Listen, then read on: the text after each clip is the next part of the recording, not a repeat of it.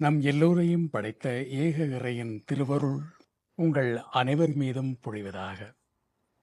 மாண்டவன் மீண்டு வந்து பேசுகின்றானே என்று சிலர் வியந்து நோக்கக்கூடும்.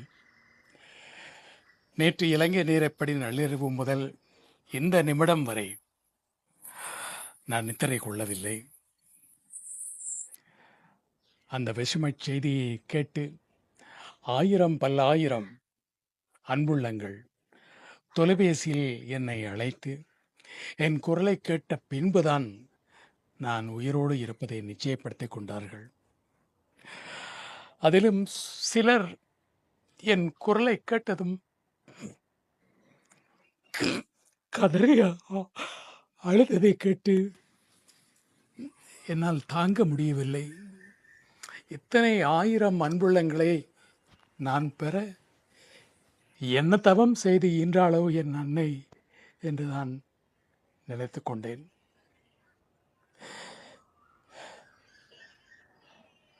நேற்று இலங்கை பத்திரிகைகளில் ஒரு கட்டுரையை நான் எழுதியிருந்தேன். அந்த கட்டுரையின் ஆரம்பம் இப்படித்தான் இருந்தது: மரணம் மனிதனுக்கு தரும் வரம்.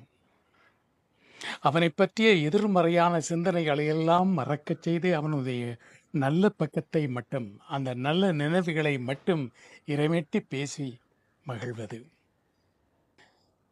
அப்படி ஒரு அனுபவம்தான் எனக்கு கிடைத்திருக்கிறது. காரணம், பல்லாயிரம் அன்புள்ளங்கள் என்னை நேசித்தாலும் என் துறைசார் பொறாமை காரணமாக அல்லது மதமாச்சரியங்கள் கொண்ட சிலர், விரல் விட்டு எண்ணக்கூடிய சிலர், இதுவரை காலமும் எதிர்மறையான விமர்சனங்களை பரப்பியிருக்கலாம். ஆனால் இந்த செய்தியை கேள்விப்பட்ட நேரம் முதல் என்னை பற்றிய நல்ல நினைவுகளை மட்டுமே அவர்கள் இறைமேட்டி இருப்பார்கள். இது நான் வாழும் காலம் வரை தொடர வேண்டுமென்று அந்த எல்லோருக்கும் பொதுவான இறைவனை பிரார்த்தனை செய்கின்றேன்.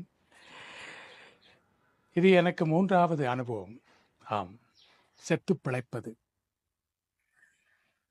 முதல் அனுபவம் 1983ஆம் ஆண்டு இனக்கலவரத்தின் போது என்னையும் என் மனைவியையும் உயிரோடு கொளுத்தி எரித்து விட்டார்கள் என்ற வதந்தி இங்கு மட்டுமல்ல, தமிழகத்திலும் பரவி தமிழக பத்திரிகைகளிலும் கேரளத்து மலையாள பத்திரிகைகளிலும் வெளிவந்ததை என்னுடைய வானிலைகளில் வழிப்போக்கன் என்ற நூலில் பதிவு செய்திருந்தேன்.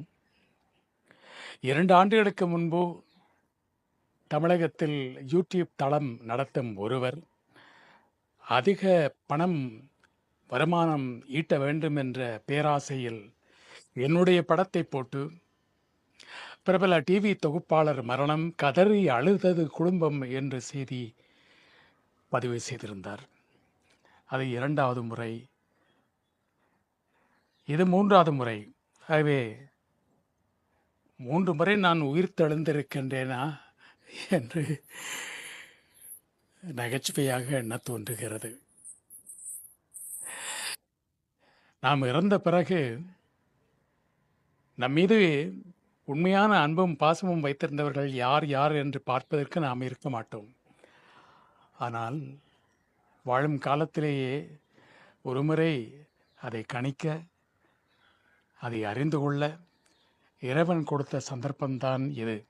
ஆகவே இந்த செய்தியை முதலில் பரப்பியவருக்கு எத்தனையோ பேர் சாபமிட்டிருக்கலாம். அந்த சாபங்களில் இருந்து அந்த மனிதரை காப்பாற்றும்படி அதே இறைவனிடம் நான் வேண்டுகின்றேன். ஏதோ ஒரு நன்மையை செய்திருக்கின்றார் அவர். ஆகவே அன்புள்ளங்களே, எனக்காக பிரார்த்தனை செய்த அனைத்து உள்ளங்களுக்கும் என்னுடைய நெஞ்சார்ந்த நன்றியும் வணக்கமும். நன்றி.